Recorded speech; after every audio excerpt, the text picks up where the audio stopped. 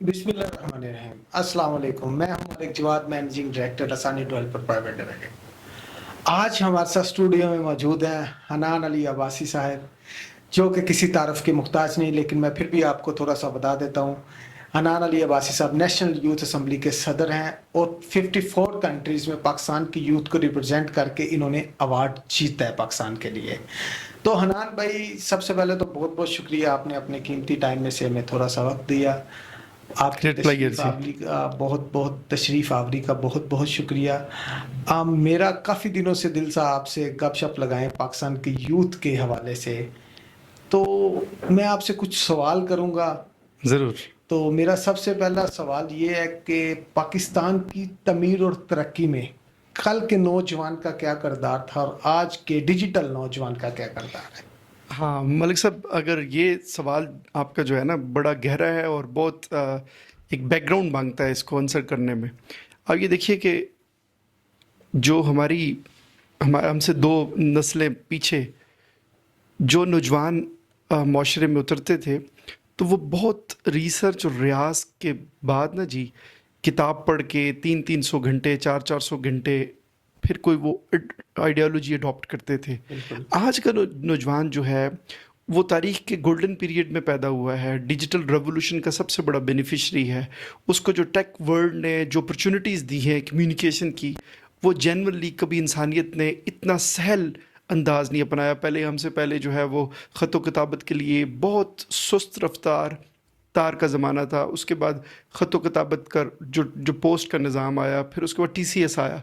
TCS والی generation یہ تصور بھی نہیں کر سکتی تھی کہ کبھی واٹس ایپ بھی آ سکتا ہے, کہ آپ یہاں بیٹھ کے کیلیفورنیا میں 24 گھنٹے دور جو ایئر ٹریول جس کا ہے, اب 3 سیکنڈ میں یہاں سے کوئی پکچر بھیج سکتے ہیں. تو یہ کبھی امیجینیشن میں بھی نہیں تھا. اس اعتبار سے دیکھیں تو آج کا نوجوان بہت بلسڈ ہے, بٹ یہ ہے کہ روح سے بے چین ہو گیا ہے.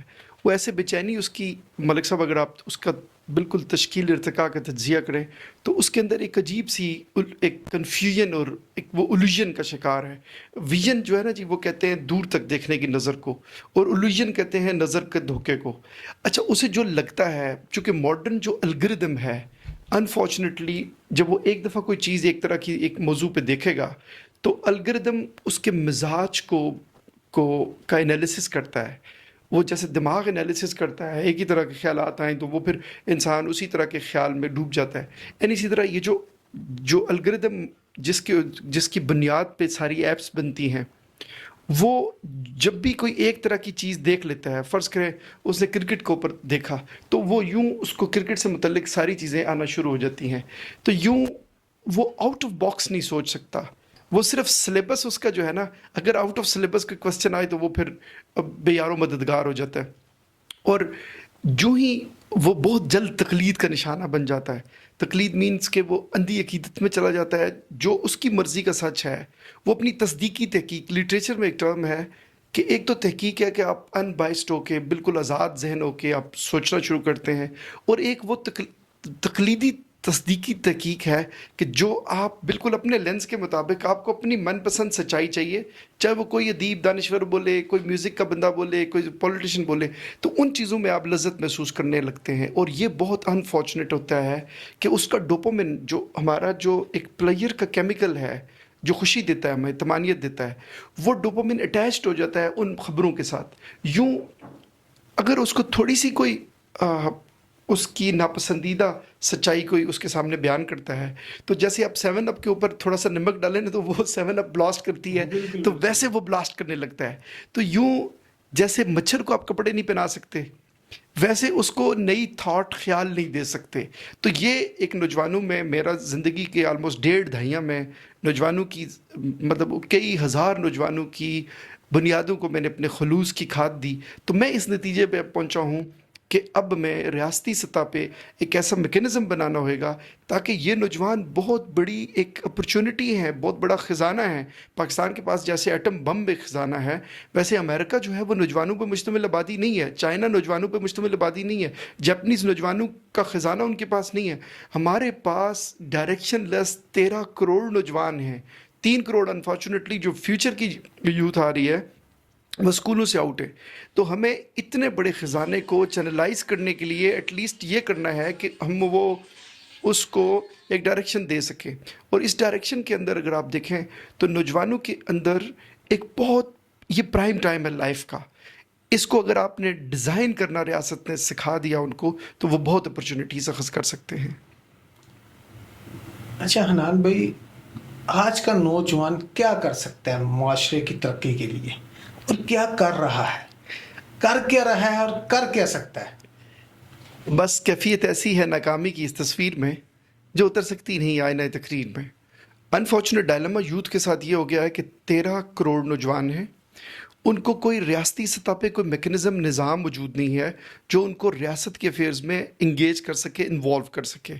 اب ایک جو ایک بچہ یونیورسٹی میں آتا ہے، انٹرمیڈیٹ کی سطح سے وہ اب یونیورسٹی لائف میں رکھتا ہے، نیچرلی اس کے اندر ایک کیوریوسٹی، تجسس، اس کی انرجی بہت بھری ہوتی ہے. اب وہ کسی پلیٹ فارم کی تلاش میں ہوتا ہے، وہ کہتا ہے لڑا دے کسی طوفان سے مجھے. تو ایسے میں جب وہ دیکھتا ہے کہ ریاستی سطح پہ ایک بزم ادب پہلے ہوتا تھا، ایکسٹرا کریکولر ایکٹیویٹیز ہوتی تھی، مارننگ اسمبلیز ہوتی تھی، یہاں گیدرنگز ہوتی تھی، تو اب ہم نے اپنے نوجوان کو نا بالکل ایک ڈیجیٹل کوکین یہ جو ہے، یہ جو 6 انچ بائی 4 انچ کا ہے، اس کا قیدی بنا دیا ہے. اور اگر ایک ایپ ہے ماڈرن دنیا کی، اس کو کہتے ہیں اسکرین ٹائم. اگر آپ اسکرین ٹائم لگا کے ریاست ان کو صرف ان کی اتنی نگرانی شروع کر دے کہ ان کے اوپر جیسے یہ فائر وال لگاتے ہیں ویسے ہی طے ہو کہ یار ان کی انٹرٹینمنٹ کا ٹائم میکسیمم 2 گھنٹے ہے، تو پھر یہ جا کے سدھر سکتے ہیں. ادروائز یہ دیکھیں 10 گھنٹے ڈیلی موبائلوں میں الجھے ہوتے ہیں، اور اس سے کیا ہو گیا ہے کہ ان کا ڈوپامن ڈس آرڈر ہو گیا ہے. اور پاکستان کے اندر جن لوگوں کا موبائل فون سے ان کے بزنس کا کوئی سرے سے کوئی تعلق ہی نہیں ہے، وہ بھی اس کے اندر گھس چکے ہوئے ہیں، اور یہ ایک بالکل ایک قبرستان کی طرح، قبر کی طرح اس کے اندر دھنس گئے ہیں. ان کو اپنی زندگی کی ذمہ داریوں سے، مستقبل کی خدشات، پریشانیوں سے بالکل واقفیت نہیں رہی. یہ جو پرائم ٹائم تھا نوجوانی کا، ان کو چاہیے تھا کہ یہ اپنے پورے کی پوری زندگی کو ڈیزائن کرتے، ایک ان کے اندر فکر ہوتی. اور سب سے جو بری بات ہوئی ہے جو الوژنری فورسز نے کی ہے کہ ان سے ان کا پرپز آف لائف چھین لیا ہے. دیکھیے یہ جو ہوتا ہے نا کیپٹلسٹک مینٹالٹی، جب آپ سے یہ ایک ڈیزائن ٹیکنیک کے ذریعے آپ سے پرپز زندگی کا چھینتی ہے، پھر آپ کولو کے بیل کی طرح ایسے ہی گھومتے رہتے ہیں. دائروں میں گھومتے سے دائرے تو بنتے ہیں، دائروں میں گھومنے سے وہ کوئی نہ ڈائریکشن ہوتی ہے، بھنور کے اندر بندہ پھنسا ہوتا ہے. اور اسی طرح سے اب یہ دیکھیے کہ پہلے زمانوں میں نوجوانوں کے خواب ہوتے تھے، ان کے خیال بڑے ہوتے تھے، خواب بڑی ہوتے تھے، سوچ بڑی ہوتی تھی، اور وہ چراغ کی روشنی میں بھی خواب اچیو کر لیتے تھے. اب ان کے پاس نا وہ رزسٹ کرنے کی وہ طاقت ہی نہیں رہی. ذرا سی غربت آتی ہے، ذرا سی پریشانی آتی ہے تو وہ اس کے سامنے بالکل ہتھیار ڈال بیٹھتے ہیں. تو یہ جو ان کے اندر ایک نیچرل ایک مدافعتی نظام تھا نا، جہاں پہ ٹیکنالوجی کے بہتات نے ان سے یہ چیز چھین لی ہے، زندگی کو بہت سہل بنا دیا ہے. آسان پسندی جو ہے نا وہ کبھی بھی بڑے خوبصورت زرخیز دماغ اور زرخیز انسان، انوویٹیو، کریٹیو پیدا نہیں کرتی. اس کے لیے دیکھیے جو بنجر دتی ہوتی ہے نا، اس کو جو کسان وہ کرتا ہے نا تو وہ زیادہ رزلٹس اخذ کرتا ہے. اور سیکنڈ بات یہ ہے کہ دیکھیے موٹر ویز پہ جو ڈرائیو کرنے والے ڈرائیورز ہوتے ہیں نا وہ اتنے اچھے ڈرائیورز نہیں ہوتے، لیکن جو پگڈنڈیوں سے نکلے ہوئے، پگڈنڈیوں کے پلے ہوئے جو ڈرائیورز ہیں، وہ جا کے پھر ان کو ساری ڈائریکشنز کا ان کا جو ایک مائنڈ کی جو سائنس ہے، جو نیورل پاتھ ویز ہیں ان کے، وہ بڑے اسٹرانگ ہو جاتے ہیں، ان کی ڈائریکشنز ٹھیک ہو جاتی ہیں. تو اس لیے ریاست کو چاہیے کہ نیشنل یوتھ کمیشن قائم کریں. پورے پاکستان کے جتنے یہ جو جیسے پرائم منسٹر یوتھ پروگرام ہے، یہ ایسے ہی ہے جیسے آپ ہاتھی کو سائیکل پہ لاد دیں اور سائیکل کو کہیں گے چلو بھائی پورے شہر کا چکر لگاؤ، یہ پاسبل نہیں ہے. اسی طرح نوجوانوں کا 13 کروڑ نوجوانوں کا ایک بہت بڑا خزانہ ہمارے پاس ہے. ان کو چینلائز کرنے کے لیے ایک فل فلج منسٹری چاہیے. کیوں چاہیے؟ کہ ماضی میں بینظیر بھٹو مرحومہ جو تھی، انہوں نے وزارت امور نوجوانان بنائی تھی، جو ان کی پارٹی نے 18ویں ترمیم کے نام پہ صوبوں کو دے دی، اور صوبوں کے ساتھ انٹرنیشنل کوآرڈینیشن کوئی نہیں کرتا. اس لیے نوجوانوں کے پاس اب وفاقی سطح کے اوپر فیلوشپ کے، انٹرنشپ کے، باقی چیزوں کے اور انٹرنیشنل کلچرل ایکسچینج کے موقع نہیں رہے. تو ان چیزوں کا اب سوسائٹی میں بہت زیادہ موقع اس لیے آیا کہ کووڈ-19 کے بعد ای کامرس کی اور پاکستان کی جو ڈیجیٹل میڈیا پارٹیسپیشن ہے، اور جو انوویشن کی، جو ویب پہ ڈیزائننگ کی، اور دنیا میں یہ جو ڈسٹنس سے آپ کام کرنے کا جو ایک اکانومی بنی ہے، پاکستان میں $50 بلین کا پوٹینشل ہے. اگر ہم اپنے صرف 5% نوجوانوں کو انگیج کر لیں یہ ٹیک ورلڈ کے اندر، ان کی میننگ فل پارٹیسپیشن کر لیں، اور وہ کام نیشنل یوتھ کمیشن کر سکتا ہے. آپ نیشنل یوتھ کمیشن وفاقی سطح پہ قائم کریں، اس کو جو ہے اس کے نیچے internship program, outreach program, قرض ہنسنا، لیپ ٹاپ ڈسٹریبیوشن، ملک صاحب یہ جتنے پروگرامس سارے ایک جگہ آئیں گے تو اس سے کیا ہوگا کہ آپ خود دیکھیں کاروبار کرتے ہیں، آپ نے کتنا اچھا، I am very happy to know کہ آپ ایک بلڈر ہیں اور آپ نے ایک ہائی رائز بلڈنگز کا ایک بڑی جوانی میں کام کیا. اچھا، اس میں اگر تجزیہ کروں تو اس میں ریاست کی کوئی کنٹریبیوشن نہیں ہے، اس میں آپ کا سیلف انیشیٹو تھا وہ، بٹ یہ کہ ایسے زرخیز ذہنوں کو پوری دنیا پیٹرنیج دیتی ہے، وہ رہنمائی کا تاج دیتی ہے، سرپرستی کے موتی اور وہ آپ کے راستے میں ایسے پھول بکھیرتے ہیں کہ آپ کے پاس آپ کے آئیڈیاز کو اور زیادہ پنپنے کا موقع ملتا ہے. اور محنت کے قدردان معاشرے ہی ایسا سما کریٹ کرتے ہیں کہ ان کے ہاں سے انوویشن، کریشن اور دنیا بھر کے اندر ان کے ٹیلنٹ کو پروجیکشن اور پروموشن ملتی ہے. حنان بھائی، آپ کی باتوں سے ایک سوال نکل آیا. جی، آپ نے کہا کہ یہ آپ کی اپنی محنت ہے، اس میں گورنمنٹ کی کوئی کنٹریبیوشن نہیں ہے. گورنمنٹ کی کنٹریبیوشن ہے.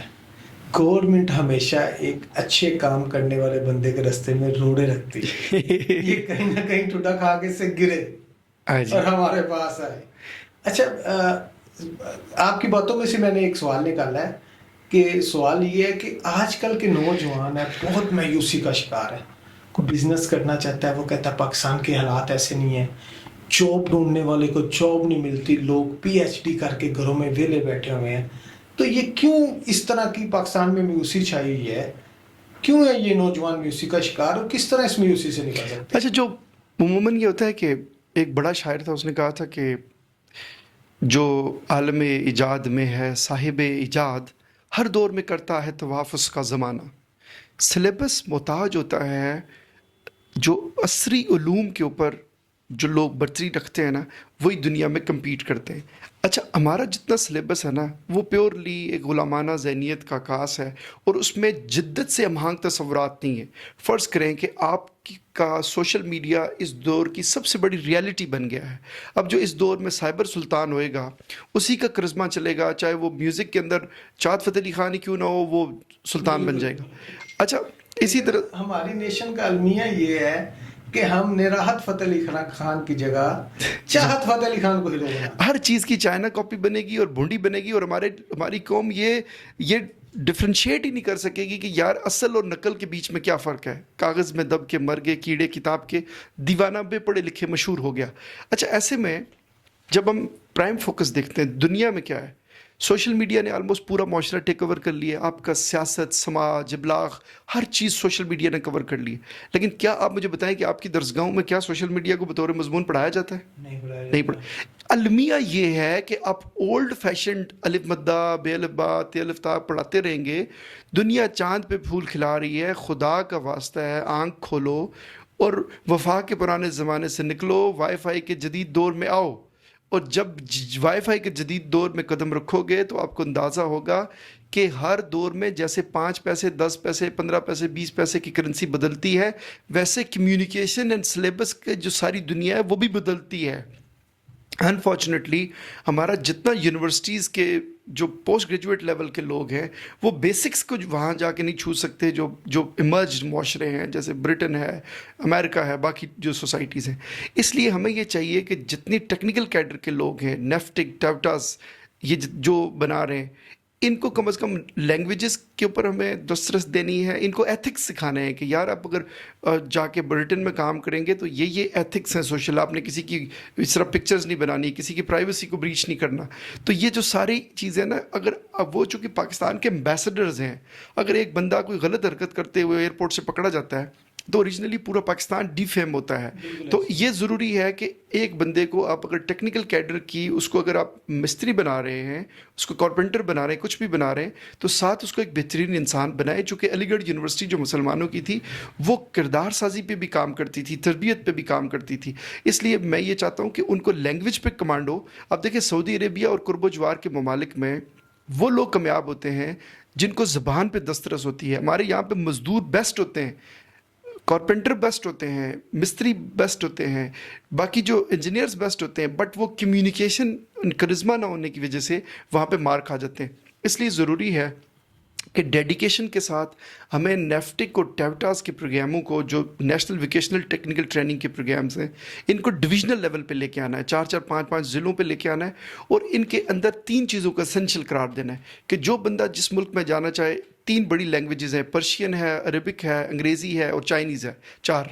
ان 4 لینگویجز کے اوپر جو جس ملک کا رجحان رکھتا ہے اس کو ایٹ لیسٹ بیسک ایجوکیشن تو دے دی جائے تاکہ وہ وہاں جا کے جاب کر سکے, پھر اس کو ایتھکس سکھائے جائیں. اور یہ پاکستان کے پاس ایک بہت بڑا خزانہ ہے کہ پاکستان کے 1 کروڑ نوجوان بھی جو ایگزیکٹو برین ٹرین نہ ہو, لیکن جو انٹرمیڈیٹ کے سطح کے لوگ اگر باہر چلے جائیں تو کوئی ایشو نہیں ہے. اس لیے نہیں ایشو کہ وہ کنٹریبیوٹر ہی رہیں گے, وہ زر مبادلہ کی شکل میں پاکستان کو بہت بڑا ایک نیشنل ٹریڈر میں بڑی کنٹریبیوشن رہے گی, فورن ریمیٹنسز آئیں گی. اور چونکہ ہمارے پاس ایک آبادی بہت بڑی ہے, ہمارے پاس اپنی جو 10 کروڑ لوگوں کی کیپیسٹی ہے اسٹیٹ کو مینج کرنے کی, باقی ہماری چونکہ آبادی بہت زیادہ ہے اور ان پلانڈ ہے, ہماری سوسائٹیز بھی ان پلانڈ ہیں, دنیا جو ہے وہ اب ہائی رائز بلڈنگز کی طرف جا رہی ہے. ہم کیا کر رہے ہیں کہ بس درخت کاٹی جا رہے ہیں. اور آپ یہ دیکھیں ملک صاحب, جو تشویشناک بات ہے, سوچنے کی بات ہے کہ پاکستان جب مرز وجود میں آیا تو اس کا 33% حصہ جنگلات پہ مشتمل تھا, اور ہم نے اپنی ایک انتہا پسندانہ اور سیلفش ذہنیت سے وہ سارا کچھ جنگلات مٹا دیے اور شہروں کے پھیلاؤ کو اتنا کیا کہ آج وہ مشکل سے 4% رہ گیا ہے. اور خدا نخواستہ اگر ہم اگلے 10 سالوں میں اس کو 10% تک نہ لے جا سکے تو یہاں سانس لینا محال ہو جائے گا اور ہم 60 ڈگری سینٹی گریڈ تک پہنچ جائیں گے, اور یہ بڑی تشویشناک بات ہوئے گی. عدنان بھائی بالکل میرا بھی ایک کنسیپٹ ہے. 2 طرح کی ہاؤسنگ ڈیولپمنٹس ہوتی ہیں, ایک ورٹیکل ہوتی ہے, ایک ہاریزونٹل ہوتی ہے. آپ نے ماشاءاللہ دنیا کے 70 سے زیادہ ملک اور شہر پھرے ہوئے ہیں, تو آپ کیا ریکمینڈ کرتے ہیں کہ ڈیولپمنٹ ورٹیکل ہونی چاہیے یا ہاریزونٹل ہونی چاہیے؟ اچھا, جب آپ اس پہ برسوں تحقیق کریں گے نا, صدیوں کی ذہانت کا نتیجہ یہ ہے کہ انسان کو بیسیکلی اپنی قیام گاہ کے لیے جو ضرورت ہوتی ہے نا اس کو, وہ ایک بیڈ کی ہوتی ہے. اب آپ اکثر جو محلات کے اندر دیکھتے ہیں نا لوگوں کے, ویسے تو ایک مزیہ طور پہ یہ بھی ہے کہ بنے ہیں حرام سے جتنے بھی آشیانے, لکھا ہے ان پہ حاذا من فضل ربی. تو لیکن آپ جتنے بھی بڑے گھر دیکھیں گے نا, آپ جا کے سروے کر کے دیکھیں ان کی یوٹیلائزیشن آف بیڈ رومز کیا ہے, 1 bed room, 2 bed room, 3 bed rooms. اچھا, وہ 30 بیڈ رومز بنا دیں گے. اچھا, کس کے لیے بنائیں گے جی؟ بس جسٹ شو آف کے لیے. جو بندہ ذہنی طور پہ غریب ہوتا ہے نا سر, ایک فکری افلاس ہے, فکری افلاس والا بندہ وہ اپنے لباس کے اندر اور اپنے گھروں کے اندر وہ اس کو مٹانے کی کوشش کرتا ہے. وہ یہ نہیں کرتا کہ میں اپنی فکر کو اپ گریڈ کروں, اپنی سوچ کو بڑا کروں. پوری دنیا میں کارنر پلاٹس جو ٹریفک کے بیچ میں ہوتے ہیں نا, وہ نہیں بکتے. اب جو سویلائزڈ معاشرے ہیں نا, وہ کہتے ہیں یار ٹریفک پولوشن ہے, ہم کارنر پلاٹ سب سے مہنگے لیتے ہیں. وہ پیچھے جا کے گلیوں میں پیچھے جا کے جہاں پہ ٹریفک کا فلو بہت کم ہو, پوری دنیا وہ پلاٹ مہنگا خریدتی ہے. ہم کارنر والا سب سے مہنگا ڈبل پرائس پہ خرید لیتے ہیں کہ وہ کارنر والا ہے جی, اس لیے ہم نے مہنگا خرید. اچھا, یہ جو جتنی چیزیں ہیں نا, دوسرا ہم زمین کو سب سے زیادہ یوٹیلائز کرتے ہیں. سویلائزڈ ورلڈ جو ہے وہ 30%, 35% یا میکس 40% تک لینڈ کو یوٹیلائز کرتی ہے. باقی وہ اپنی باغبانی کرتی ہے, اپنا پودے اگاتی ہے, اپنا گراس اگاتی ہے. چونکہ لائف کنکریٹ کا پنجرا نہیں ہے, لائف کو آپ کو بہت بڑے کینوس سے دیکھنا ہے. انسان صرف اس گھر کے اندر, کمرے کے اندر محصور ہو کے نہیں رہ سکتا.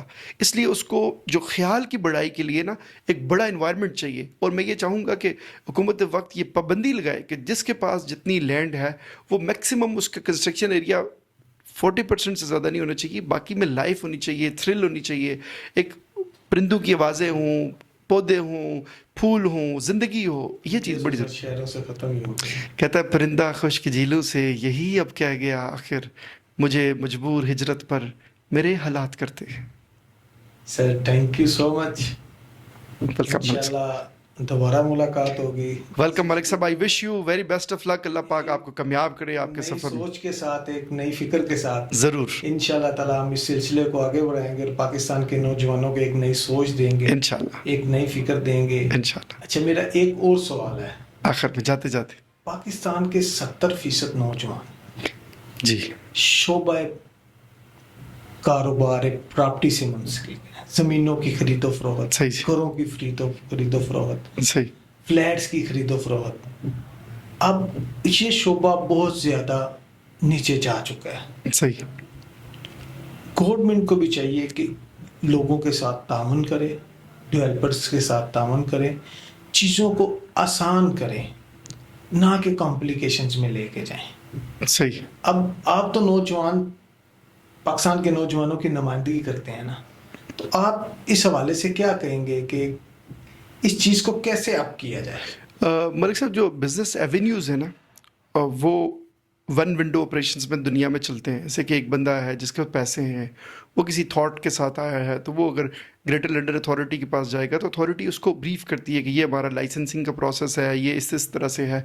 उसको वो फ्री कंसल्टेंसी प्रोवाइड करते हैं, उसको मतलब उसके आइडिया को मज़ीद रिफ़ाइन करने के लिए एक रेलेवेंट सारे जो स्टेक होल्डर्स हैं उनको बिठा के, वन विंडो मींस कि एक ही बिल्डिंग के अंदर सारा निज़ाम जो है वो हो जाता है। उसकी जितनी लाइसेंसिंग का है, बाकी जो जितनी सिमिलर स्टोरीज हैं वो उनको दिखा दी जाती।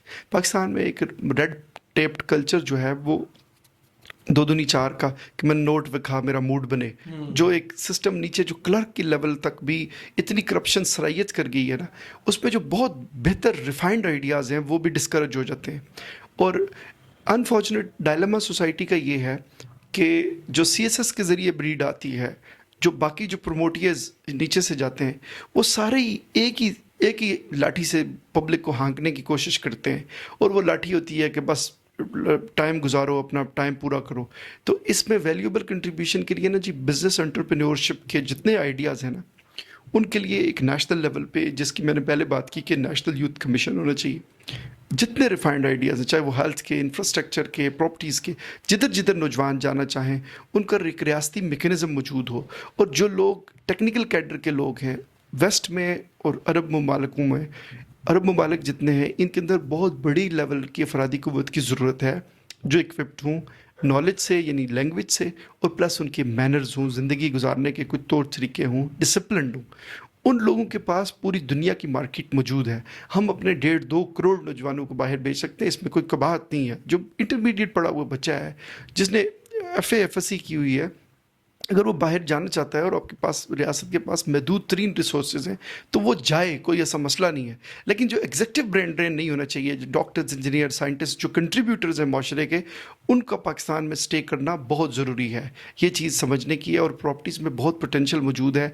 और जब हम हाई राइज बिल्डिंग्स के तस्वुरात की तरफ जाएंगे, चूँकि अब पाकिस्तान में एक बहुत बड़ा एटम बम की तरह आबादी बढ़ रही है, और वो ये बहुत बड़ा ख़तरा भी है एक अपॉर्चुनिटी के साथ साथ, कि इनको हम कहाँ, इनकी खपत कहाँ होएगी। तो उसमें हमें हाई राइज बिल्डिंग्स का जो पूरी दुनिया का तस्वर है, एटलीस्ट 5 फ्लोर्स पे आप ज़रूर जाएं, बजाय इसके कि बड़े बड़े वो घर बना के एक ही फ्लोर पे महल बना के। हाँ, तो उनका कंस्ट्रक्शन एरिया कम हो, और वो आप उसको हाई राइज सिमत में ले जाके तो काफ़ी बेहतर कर सकते हैं। तो इंशाल्लाह आपके साथ मज़ीद भी इन मौज़ूआत पे बात, इसी मौजू पे हम नेक्स्ट टाइम बात करेंगे, ज़रूर जी, और डिटेल डिस्कशन के साथ करेंगे इंशाल्लाह। Thank you so much. Welcome. अल्लाह आपको खुश रखे। आमीन। जी, ये हमारे साथ थे हनान साहब, आपने बातें सुनी। इंशाल्लाह ये बहुत विनर इंसान है, इनका विजन यूथ को लेके बहुत क्लियर है। इंशाल्लाह हम इनके साथ एपिसोड करते रहेंगे। देखने के लिए बहुत शुक्रिया, जज़ाकल्लाह।